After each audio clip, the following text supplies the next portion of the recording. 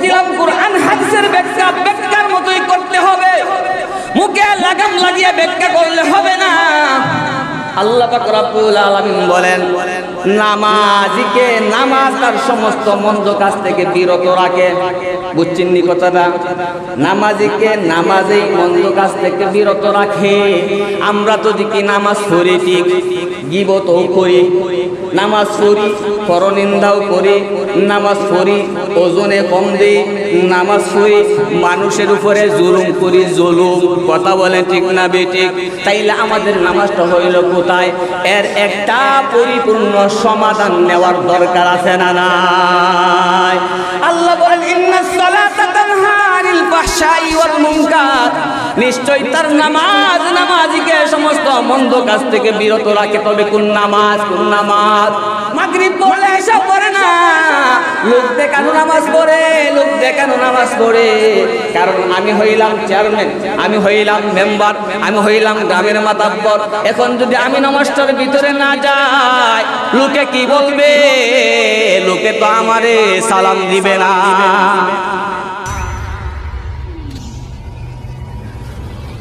মিফতাহুল জান্নাতিস সালাম। রাসূল সবে মেরাজের রাত্রিতে এক আসমান থেকে দ্বিতীয় আসমান, দ্বিতীয় আসমান থেকে তৃতীয় আসমান, তৃতীয় আসমান থেকে চতুর্থ আসমান, চতুর্থ আসমান থেকে পঞ্চম আসমান, পঞ্চম আসমান হয়ে ষষ্ঠ আসমান, ষষ্ঠ আসমান থেকে সপ্তম আসমান সিদরাতুল মুনতাহা আল্লাহ পাক রব্বুল আলামিনের কাছাকাছি হয়ে কথাবার্তা বললেন। আল্লাহ পাক রব্বুল আলামিন অনেক কিছু দিলেন, তার মধ্য থেকে আল্লাহ তাআলা 50 ওয়াক্ত নামাজ দিয়েছিলেন। রাসূল নামাজ নিয়ে এসেছেন আর বলেছেন, মিফতাহুল জান্নাতিস সালাত, নামাজ হচ্ছে বেহেশতের চাবি। নামাজ কিসের চাবি? কথা বলেন, যারা আছেন কথা বলেন, নামাজ কিসের চাবি? নামাজ হলো বেহেশতের চাবি। আমরা যদি সমাজের দিকে লক্ষ্য করি, দেখি দুই দল মানুষ, একদল হলো নামাজি আর একদল হলো বেনামাজি। যারা নামাজ পড়ে তারা জান্নাত চায়, আর যারা নামাজ না পড়ে তারাই মুখে না বললেও কাজে কর্মে এটাই বোঝাতে চায় রাসূল আমাদের হাতে জান্নাতের চাবি তুলে দিয়েছেন, আমরা জান্নাত চাই না। কথা বলেন ঠিক না ঠিক? এই জন্য যারা বেনামাজি তাদেরকে নিয়ে কোনো কথা নাই, কারণ তারা নামাজই পড়ে না। যেই চাবি রাসূল এনে তাদের হাতে দিয়েছেন, এই যে জান্নাতের চাবি, জান্নাতের চাবি, জান্নাত করতে গেলে 5 ওয়াক্ত নামাজ পড়বে। যারা 5 ওয়াক্ত নামাজ পড়ে না তারা জান্নাতের অধিকারী হতে পারে না। এই জন্য আসুন নামাজি সম্পর্কে আমার আলোচনা। আল্লাহ পাক রব্বুল আলামিন বলেন, এমন নামাজি যেই নামাজি পাপ করে নামাজ পড়ে, নামাজ পড়ে গুনাহ করে, নামাজ পড়ে আল্লাহর আরো অবাধ্যতা কাজ করে, তাইলে কি তাদের নামাজটা হইল কোথায়? আল্লাহ তো বলেছেন নামাজিদের নামাজ, নামাজিদের নামাজ ওই ব্যক্তি থেকে সমস্ত মন্দ কাজ থেকে বিরত রাখে। আমরা তো দেখি না, নামাজও পড়ে মন্দ কাজও করে। কথা বলেন ঠিক না ঠিক? আরে কথা বলেন না কেন? নামাজও পড়ে মন্দ কাজও করতেছে। আল্লাহ বলেন নিশ্চয় তার নামাজ নামাজিকে সমস্ত মন্দ কাজ থেকে বিরত রাখবে।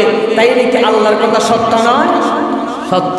এই জন্যই বলেছিলাম শুধু নামাজ পড়লেই হবে না, আপনি আমি কোন জাতের নামাজটা পড়ি আপনি চিন্তা করছেন কি একবার? আমার নামাজ হচ্ছে কি হচ্ছে না, আমার সেজদা হচ্ছে কি হচ্ছে না, আমার রুকু হচ্ছে কি হচ্ছে না। কিন্তু এই চিন্তা ফিকির না করে শুধু আমরা শুধুই সমালোচনা করে চলছি। একজনের সমালোচনা করতে গিয়া আপনার তো কোনো উপকার হইল না, আপনার তো কোনো ফায়দা হলো না। সমালোচনা করার কারণে যেই নীতিগুলো অর্জন করেছিলেন ওটো কেটে যাচ্ছে, কেটে। একটু চিন্তা করেন, আপনি তো মুসলমান, কাল কিয়ামতের কঠিন ময়দানে নেকি এবং পুণ্যের প্রতিযোগিতা হবে। এক পাল্লায় নেকি রাখা হবে, অপর পাল্লায় বদি রাখা হবে। আপনার বদির পাল্লা যদি বাড়ি হয়ে যায় আপনি নিশ্চিত জাহান্নামী, আপনার নেকির পাল্লা যদি বাড়ি হয়ে যায় আপনি নিশ্চিত জান্নাতি। কথা বলেন ঠিক না বেটি? বুঝি তো বলা সমালোচনা কেন করি? কেন আমরা সমালোচনা করি? রাসূল তো নিষেধ করেছে। আজকে মিম্বর থেকে এই কথাগুলি বের হচ্ছে না আমাদের জবান থেকে। আমাদের উপরে যে দায়িত্বটা ছিল সেই দায়িত্ব আমরা ব্যর্থ। আমাদের কথাগুলি মানুষের শুনে না। কেন কথাগুলি জানে? আজকে আমরা সরকার প্রধানকে আমরা ভয় করি কি করি না? কথা বলবেন, আমি কিন্তু বাস্তবতার নিকে বাস্তবতার আলোকে কথা বলি। সরকার প্রধানকে আমরা ভয় করি, এজন্যই সরকারের সদস্যগুলো যারা রয়েছেন, চেয়ারম্যান বলেন, মেম্বার বলেন, পুলিশ বলেন, আইসিডিসি বলেন, তাদেরই তো আমরা বই করি। কথা বলেন, কথা বলেন। আমরা কি করি? সরকার প্রধানকে আমরা বই করি বিধায় সরকারের ক্ষমতা যারা আছে, আজকে সরকার প্রধানকে বই করেন, সরকারের সদস্যগুলো আপনাকে বই করেন। কথা বলেন, কথা কি অবাস্তব হইতেছে? পুলিশের সামনে আপনি কি অপরাধ করবেন? আর্মির সামনে, আর্মি দেখলে তো অভাবই নেই, দৌড় খালি দৌড়। কিছুদিন আগে কিন্তু আর্মি বাড়িছে চুল খাটার জন্য। কেনে সরকার প্রধানকে বই করি, এই জন্য সরকারি লোকগুলাকে বই করি। আমার প্রশ্ন হলো, আমরা তো আল্লাহকে বই করি। কথা বলেন, আল্লাহর প্রতিনিধি খারাপ, আল্লাহর প্রতিনিধি হলেন হযরত উলামায়ে কেরাম। এখানে একটা প্রশ্ন হতে গেল, উলামায়ে কেরাম তো হইলে খালি হইতো না, উলামায়ে কেরাম ওই অন্য রাস্তায় চলে আসে না, এরকম আসে না? নাই। রাসূল বলেছেন ভালোর মধ্যে উলামায়ে কেরাম, খারাপের মধ্যে উলামায়ে কেরাম। সব উলামায়ে কেরামকে সম্মান ভাববেন না, চিন্তা করে ফিকির করে চলবেন। দেখবেন উনি কি রাসূলের সুন্নাত অনুযায়ী চলে কি চলে না, আল্লাহর হুকুম অনুযায়ী চলে কি চলে না। আলেম কাহাকে বলা হয়? যে আল্লাহর ইলম অনুযায়ী, আল্লাহর বাতানো পদ্ধতিতে, রাসূলের বাতানো পদ্ধতিতে চলে, তাহাকে বলা হয় আলেম। আর যারা বিপরীত চলে, কোরআন এবং হাদিসে যা আছে এর বিপরীত চলে, এর নাম আলেম থাকে না ভাই, এর নাম আলেম থাকে না ভাই। ব্যথায় বিদ্ধ হইয়া কথা বলতে হয়। যারা আল্লাহর হুকুম অনুযায়ী চলবে এদের নাম আলেম। আল্লাহর হুকুম লঙ্ঘন করবে, অমান্য করবে, তার নাম আলেম নয়, তার নাম হয়ে যায়, আপনারাই বলেন, আমল ছাড়া আলিম, মুহাপাপি জালিম। কে বলে? আপনারাই তো বলেন, শের বলেন, কবিতা, আমল ছাড়া আলিম, মুহাপাপি জালিম। এই জন্য বলতে চাই বন্ধুরা আমার, আমরা সরকারকে বই করার কারণে সরকারের প্রতিটা সদস্যদেরকে আমরা বই করি, ঠিক তদ্রূপভাবে আল্লাহ পাক রব্বুল আলামিনকে আমরা বই করি, বই করার মতো বই করি। এই জন্য আল্লাহ পাক রব্বুল আলামিন বলেন, আমার বাহিনী, আমার সদস্য হইল হযরত উলামায়ে কেরাম। উলামায়ে কেরামকে বই করবা তো আমি আল্লাহকে বই করবা। পড়েন সুবহানাল্লাহ। কথা বুঝাইতাম ভার্সিনি। কিছুদিন আগে আমি যখন গেলাম বাদারিয়া বাজারে, রমজান মাস চলে, রমজান মাস, এক সিএনজি ড্রাইভার আমাকে পাতানিয়া বাজারে নিয়ে যায়, পাতারিয়া বাজারে নিয়ে যায়। কথা শুনবেন মজুর, দেখেন চলতেছে সব কইলিয়া যায়। পাতারিয়া বাজারে নিয়ে যায় সিএনজির ড্রাইভার। রমজান মাস, কি মাস? রমজান মাস।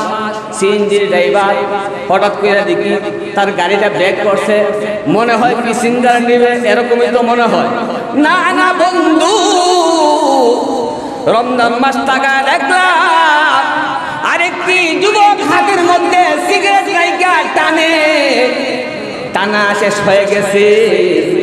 এই ড্রাইভারকে সিগারেটটা দিল রে, আমি কিন্তু গাড়ির মধ্যে বসা। এমন অবস্থায় চিন্তা করলাম, সরকারকে বয় করার কারণে কোন গান্ডাকুর, কোন মদকুর, কোন আবাকুর সরকার প্রধানকে বয় করার কারণে সরকারের কোন সদস্যের সামনে কি সিগারেট খায়, গাঞ্জা খায়, ইয়াবা খায়। আমার বাস্তবতার নিরিখে কথা বলি, রমজান মাস হওয়ার পরেও যেই গাড়ি উপরে ছিলাম আমি, আমাকে তুমি তো দেখেছো, এই গাড়ির ভিতরে একজন আল্লাহর প্রতিনিধি আছে। আমি তো আল্লাহকে বই করি। রমজান মাস, যেই রমজানে খানা পিনা করা বন্ধ দিনের বেলায়, আমি কেমন করে আমার গাড়ির ভিতরে একজন ওয়ারাসাতুল আম্বিয়া, নবীর ওয়ারিসকে রেখে সিগারেটের মধ্যে টান দিই। কথা বলেন ঠিক না বেঠিক? এরকম হয় কি হয় না? আজকে সমাজের ভিতরে উলামায়ে কেরামকে সম্মান তো করেই না, বরং উল্টা সমালোচনা করে, সুযোগ পাইলে উল্টা সমালোচনা করে।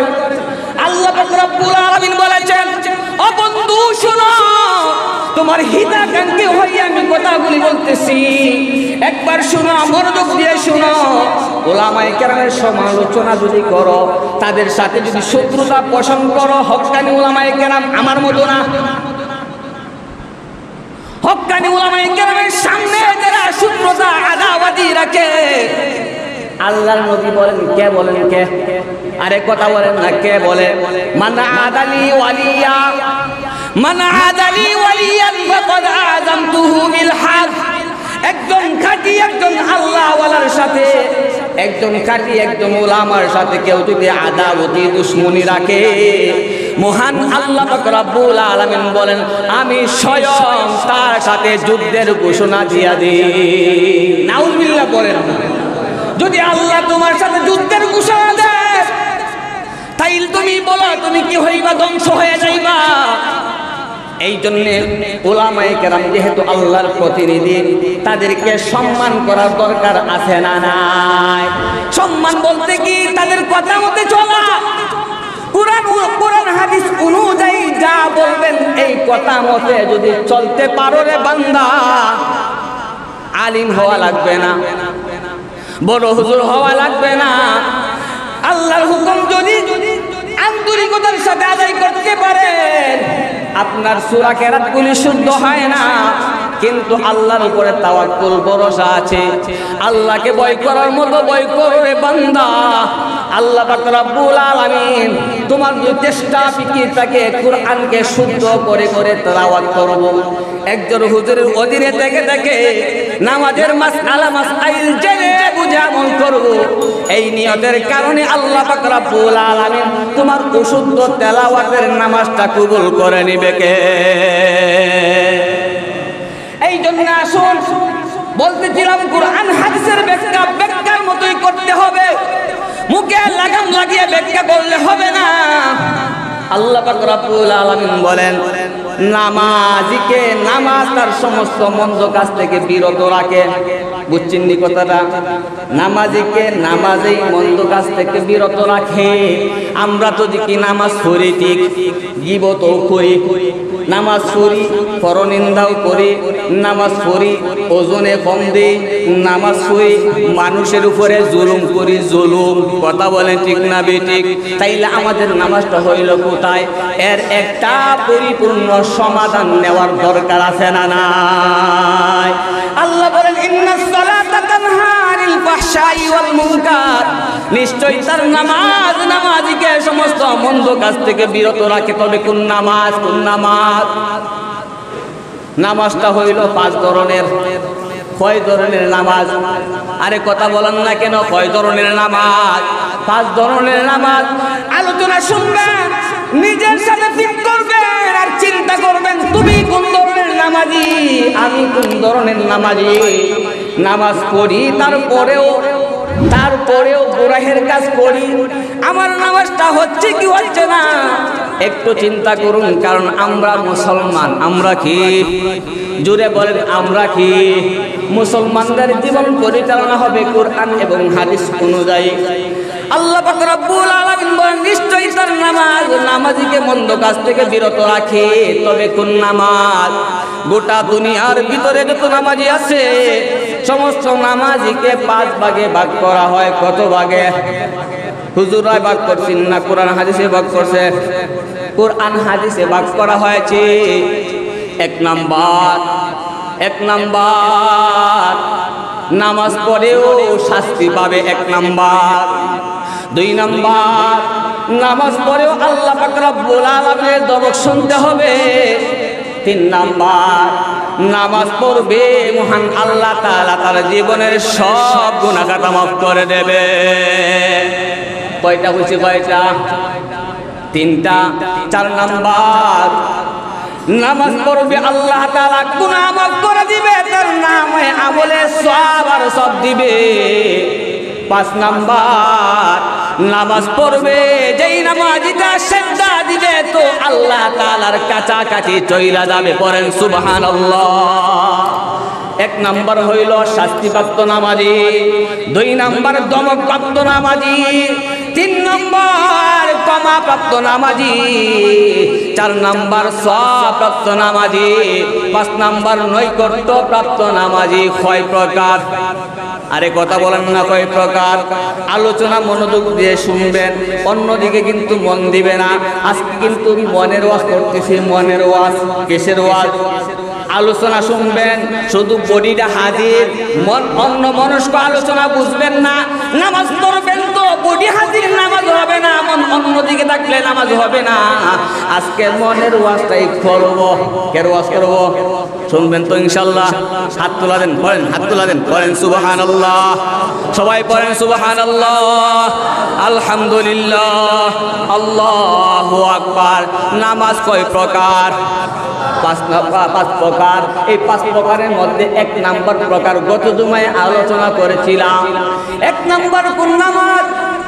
যে নামাজিরা দেখবেন কিছু কিছু মানুষ আছে 1 ওয়াক্ত পড়লে আর 1 ওয়াক্ত পড়ে না। জোহর পড়লে আসর পড়ে না, আসর পড়লে মাগরিব পড়ে না, মাগরিব পড়লে এশা পড়ে না। লোক দেখানো নামাজ পড়ে, লোক দেখানো নামাজ পড়ে। কারণ আমি হইলাম চেয়ারম্যান, আমি হইলাম মেম্বার, আমি হইলাম গ্রামের মাতাব্বর। এখন যদি আমি নামাজটার ভিতরে না যাই, লোকে কি বলবে? লোকে তো আমারে সালাম দিবে না। এরকম মুসল্লি আছে না নাই? এই জন্য আল্লাহ পাক রব্বুল আলামিন নবীজিকে বলেন, নবীজিকে বলেন আরাআইতা আল্লাযী ইউকাযযিবু বিদ্দীন, আরাআইতা আল্লাযী, আরাআইতা আল্লাযী সূরা ওয়ারানি পড়েন কি? আরাআইতা আল্লাযী ইউকাযযিবু বিদ্দীন। ওগো নবীজি, আপনি কি তাদেরকে দেখেছেন যারা কিয়ামত দিবসকে অস্বীকার করে? কারা কারা কিয়ামত দিবসকে অস্বীকার করে? আর আইতাল্লাযী ইউকাযযিবু বিদ্দীন ফাযালিকাল্লাযী ইয়াদউল ইয়াতীম। যারা যারা ইতিম মানুষ, দুর্বল মানুষকে গলা ধাক্কা দিয়া বের করে দেয়, এরা কিন্তু কিয়ামত দিবসকে মুখে বিশ্বাস না করলেও কাজে কর্মে কিয়ামত দিবসকে অবিশ্বাস করে। ওয়ালা ইয়াহুদ্দু আলা তুআমিল মিসকিন। যারা ইতিম অনাথ অসহায়, তাদের টাকা পয়সা নাই, তাদের খাবারের ব্যবস্থা নাই, অন্যজনে খাবার দিতে চায়, যে খাবার দিতে চায় তাদেরকে গিয়া বাধা দেয়, বাধা দিও না। কথা বলেন ঠিক না ঠিক? এরকম মানুষ আছে না নাই? একজন গরিব মানুষকে কিছু টাকা পয়সা বেশি দিবে, বেশি তো দিও না, তো দিও না। ফাযালিকাল্লাযী ইয়াদউল ইয়াতীম ওয়ালা ইয়াহুদ্দু আলা তুআমিল মিসকিন। যারা মিসকিনদেরকে খাবার দিতে বাধা প্রদান করে, উৎসাহ করে না। ওয়ালা ইয়াহুদ্দু আলা তুআমিল মিসকিন। পরে কি? ফাওয়াইলুল লিল মুসাল্লিন, ফাওয়াইলুল লিল মুসাল্লিন। আল্লাহ বলেন মুসল্লিদের জন্য জাহান্নাম, নামাজীদের জন্য জাহান্নাম। নামাজ পড়েও জাহান্নাম। কোন নামাজি, কোন নামাজি? আল্লাহ বলেন আল্লাযীনা হুম ইউরাউন। যারা লোক দেখানো নামাজ পড়ে, লোক দেখানো নামাজ। কি নামাজি জাহান্নামী? যারা লোক দেখানো নামাজ পড়ে, লোক দেখানো নামাজ ওহরও আছে, লোক দেখানো নামাজ পড়ে, এদের জন্য ওয়াইল নামক জাহান্নাম কে বলেছেন? আরে কথা বলেন না কেন? কে বলেছেন? আল্লাযীনা হুম ইউরাউন ওয়া ইয়ামনাউনাল মাউন। যারা সামান্য থেকে সামান্য জিনিস একে অন্যকে দিতে চায় না। এই হইল সূরার তরজমাটা শুনাইলাম। 1 নাম্বার বলেছিলাম, 1 নাম্বার নামাজি যারা মাঝে মধ্যে নামাজ পড়ে, মাঝে মধ্যে পড়ে না, তাদের আমলের ভিতরে রিয়া থাকে, নামাজের ভিতরে মন থাকে না। ইমামের ভিতরে শুক্রবার আইসা নামাজ দাঁড়াইল, ইমাম সাহেব যখন পড়েন ফাজকুরুনি আযকুরুকুম, তা তো মুখস্থ। ফাজকুরুনি ফাজকুরুনি আযকুরুকুম, তা তো মুখস্থ। 2 রাইসা শুকর শরীক হয়, নামাজের মধ্যে দাঁড়ায়, নামাজ পড়ে আল্লাহু আকবার। মনে মনে নিয়ত করে ইমাম সাহেব নামাজ কোন সময় শেষ করবে। যাইতাম তো কিরণমালা দেখা, যাইতাম তো ডিসি দেখা। কিটা কয় এটা সিনিও না, জীবনে দেখছি না, বুঝতে পারি না। সিডি সিডি সিডি দেখা। যাইতাম তো গান মজনা। নামাজ পড়ে আর মনে মনে চিন্তা করে কোথায় যাবে না যাবে। আল্লাহ পাক রব্বুল আলামিন বলেন এরকম নামাজি নামাজ পড়তে পারে, নামাজ পড়লেও দুনিয়ার কোনো অপরাধ ছাড়তে পারে না। বুঝাইতে পারছি নি? 1 নাম্বার। কয় নাম্বার? কথা বলেন, কয় নাম্বার? আলোচনা ভালো লাগেনি? আসলে আলোচনা কঠিন হয়ে আছে, কি করবো, কিচ্ছু করার নাই। আলোচনা কঠিন হয়ে যায় যে কথাগুলি বলছি সমাজে আছে না নাই? আমার সমাজে নাই, সব জায়গাতেই আছে। তাই বলে কি আলোচনা বাদ দিতাম না, করতাম? আরে কথা বলেন না কেন, করতাম না বাদ দিতাম? দরকার নামাজ পড়ি হিংসা করি, নামাজ পড়ি বিদ্বেষ করি, নামাজ পড়ি সুগল করি করি, নামাজ পড়ি সমালোচনা করি। তাইলে কি আমার নামাজটা হচ্ছে? হয় না। কয় প্রকার নামাজি? নামাজি কয় প্রকার? 5 প্রকার। এর মধ্যে 1 প্রকার হইলাম। 2 নাম্বার আসেন, 2 নাম্বার হইল ফজরের আজান হলো, ফজরের নামাজে শরীক হলো, জোহরের আজান হলো, জোহরের নামাজে শরীক হলো, আসরের আজান হলো, আসরের নামাজে শরীক হলো, মাগরিবের আজান হলো, মাগরিবের আজানে শরীক হলো, এশার আজান হলো, এশার নামাজেও শরীক হইল। কয়ক কইছে? কয়ক? 5 ওয়াক্ত নামাজ পড়েও ওই ব্যক্তিটা আল্লাহ তাআলার আযাব থেকে, দমক থেকে বাঁচতে পারবে না। কোন নামাজি নামাজের ভিতরে দাঁড়াইলো আল্লাহু আকবার, নামাজের ভিতরে দাঁড়ানোর সাথে সাথে আপনার আমার পরম শত্রু, প্রকাশ্য শত্রু, ইন্নাহু লাকুম আদুউম মুবিন, শয়তান চলে আসে, কানের মধ্যে একটা মন্ত্র পড়ে, উযকুর কাযা উযকুর কাযা উযকুর কাযা, সংসারের কথা স্মরণ কর, বিবাহের কথা স্মরণ কর, দোকানের কথা স্মরণ কর, তোর বিদেশি সন্তানটা বিদেশের জমিনে পড়ে আছে তার কথা স্মরণ কর। এই বলিয়া মনটা অন্যত্র চলিয়া যায়, বডিটা তাকে নামাজে, মনটা তাকে বাহিরে। এরকম আছে না নাই? নামাজিটা আল্লাহু আকবার বলে নামাজে দাঁড়াইল রে ভাই, আসসালামু আলাইকুম ওয়া রাহমাতুল্লাহ বলে নামাজ শেষ করে দিল, একবারে ও মনটা তার নামাজের ভিতরে আনলো না। আল্লাহ পাক রব্বুল আলামিন বলেন ওই ব্যক্তি নামাজ পড়তে পারে, তার নামাজটা হয় নাই, এই নামাজ দিয়া জাহান্নাম থেকে বাঁচতে পারবে না রে বান্দা। ওই নামাজ পড়েও দুনিয়ার মন্দ কাজ থেকে বাঁচা যাবে না। কয় নাম্বার হইছে? কয় নাম্বার? আরে কথা বলেন, কয় নাম্বার? বাচ্চারা বলতেছে কথা, মুরব্বীরা সম্মানী মানুষ। কয় নাম্বার? কথা বললে ভালো লাগে, কথা বললে আলোচনা করতে ভালো লাগে। কোরআন হাদিস থেকে আলোচনা করে শুনতে হবে, আমার নামাজটা হচ্ছে কি হচ্ছে না, এই আলোচনা দরকার আছে না নাই? 1 নাম্বার মাঝে মধ্যে পড়ে, মাঝে মধ্যে পড়ে না, নামাজের মধ্যে মন থাকে না, শুধু আসে আর যায়। 2 নাম্বার 5 ওয়াক্ত নিয়মিত নামাজেই পড়ে, কিন্তু নামাজের মধ্যে প্রথম থেকে নিয়ে শেষ পর্যন্ত মন থাকে না। কেন থাকে না? শয়তানের কুমন্ত্রণায় থাকে না। কারণ মন লাগায় যদি নামাজ পড়ে তার নামাজটা হয়ে যাবে, শয়তান তার সাকসেসফুল হইতে পারলো না। শয়তান তো আমার শত্রু, আপনার শত্রু। শয়তান এসে বলে উযকুর কাযা উযকুর কাযা, এই কথা স্মরণ করে, এই কথা স্মরণ কর। দেখবেন নামাজের বাহিরে এত কিছু স্মরণ হয় না। যেই মাত্র নামাজে দাঁড়াইলেন, শয়তানের স্পেশাল বাহিনী, সাধারণ বাহিনী না, বড়রা আইসা স্মরণ করে দেয়, মনটা অন্যত্র চইলা যায়, নামাজের ভিতরে আনার কোনো সুযোগ দেয় না। এই কারণে তার নামাজটা হয় না। এই নামাজ দিয়ে সমাজের খারাপ তাকাত থেকে বাঁচতেও পারে না। এখন আসুন 3 নাম্বার, জোহরের নামাজ জোহর ওয়াক্ত, আসরের নামাজ আসর ওয়াক্ত, মাগরিবের নামাজ মাগরিব ওয়াক্ত, অর্থাৎ 5 ওয়াক্ত নামাজ নিয়মিতই পড়ে। নামাজের মধ্যে যারা আল্লাহু আকবার, শয়তানের বিশেষ বাহিনী চলে আসে, উযকুর কাযা উযকুর কাযা উযকুর কাযা। ওই শয়তানে যখন এই কথা স্মরণ করাইয়া মনটা বাড়িতে নিয়ে গেল, কোথায় নিয়ে গেল? বাড়িতে নিয়ে গেল। ওই ব্যক্তিরা চিন্তা করতে লাগলো, আমি না কার সামনে, কথা বলেন না কেন, আমি তো আল্লাহর সামনে, আমি তো নামাজ আদায় করি। আবার এই কথা যখন হয়ে গেল, আল্লাহ আমাকে দেখতেছেন, সাথে সাথে দেখবেন মনটা বাড়ি থেকে মসজিদে চলে আসে। কথা বলেন ঠিক না বেঠিক? আবার যখন মসজিদে মনটা চলে আসলো, কিছুক্ষণ পরে আবার শয়তানি শুরু করে দিল, মনটা নিয়ে গেল শ্বশুর বাড়ি, স্মরণ হয়ে গেল আমি না নামাজে, আল্লাহ তো আমাকে দেখতেছেন, মনটা আবার মসজিদে চলে আসলো।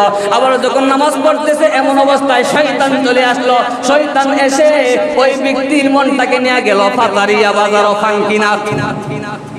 হঠাৎ স্মরণ হয়ে গেল আমি না নামাজে। এই কথা স্মরণ হওয়ার সাথে আল্লাহ আমাকে দেখতেছেন। কে দেখতেছেন? এটা হইলো টিরিং। এটা কি? নামাজের মধ্যে যখন শয়তানে মন নিয়ে যায়, সাথে সাথে স্মরণ করবেন আল্লাহ আমাকে দেখতেছে। কে দেখতেছে? আল্লাহ আমাকে দেখতেছে। এই কথা বলার সাথে সাথে কিন্তু মনটা নামাজের ভিতরে চলে আসে।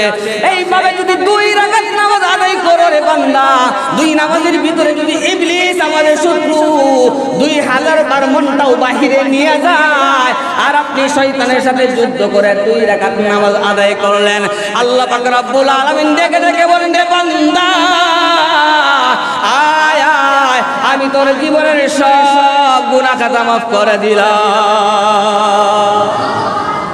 এইভাবে যেই নামাজি নামাজ পড়তে পারে আল্লাহ পাক রব্বুল আলামিন বলেন, ইন্নাস সালাতা তানহা আনিল ফাহশাই ওয়াল মুনকার, নিশ্চয়ই তার নামাজিকে সমাজের সমস্ত মন্দ কাজ থেকে বিরত রাখে। তবে কোন নামাজি নামাজের ভিতরে দাঁড়াইলাম, আল্লাহু আকবার, মন শয়তানে নিয়ে গেল, শয়তানের সাথে আমি যুদ্ধ করলাম একটি অস্ত্রের দ্বারা।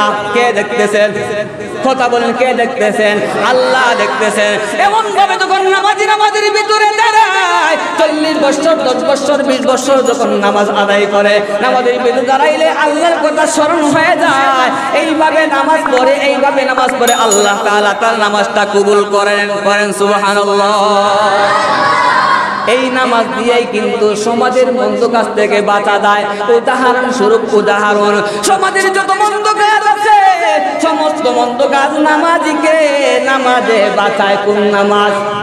যেই নামাজ আল্লাহর ভয় নিয়ে পড়া হয়। যেই নামাজ কার ভয় নিয়ে পড়া হয়? আল্লাহর ভয়।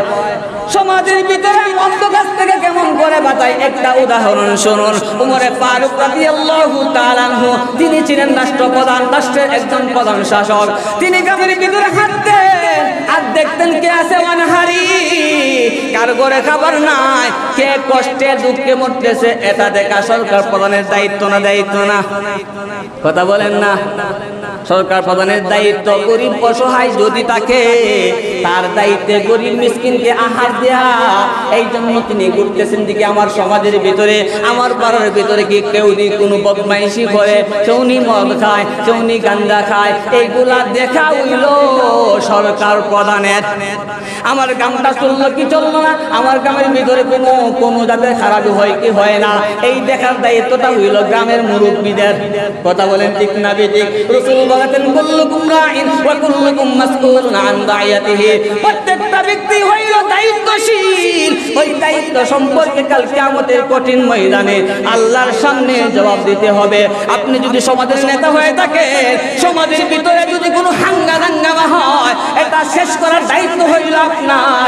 আপনার ঘরের ভিতরে যদি হাঙ্গামা হয়, আপনি যদি ঘরের অভিভাবক হয়ে থাকেন, এই ঘরের জিনিসগুলা, এই ঘরের মধ্যে যে দোষগুলা হয়, মারামারি হয়, এই মারামারিগুলা বন্ধ করার দায়িত্ব, বিচার মীমাংসা করার দায়িত্ব হইল আপনার। যদি না করেন আল্লাহ তাআলার কাছে বিচারের কাজ গড়ায় দাঁড়াতে হবে কি হবে না?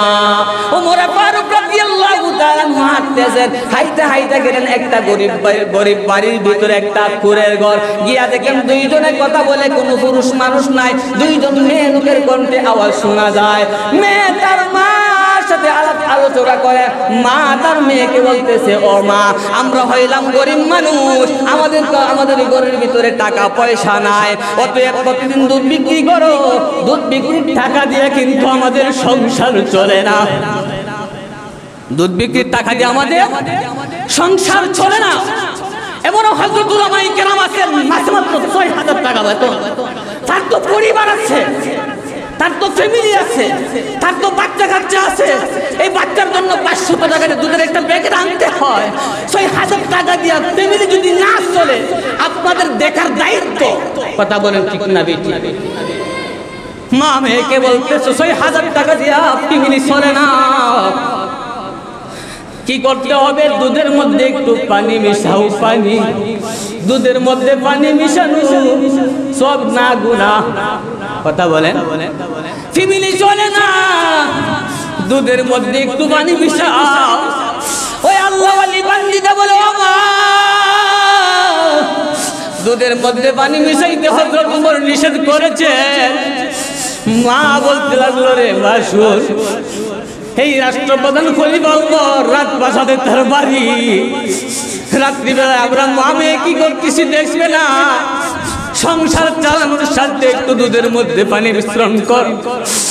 ওই আল্লাহ ওয়ালি মহিলা ডাক দিয়ে বলো, মা, ওমর তার রাত বাসাতে রাখতে পারে, ওমর একজন আল্লাহ আছে, আপনার আমার একজন আল্লাহ আছে।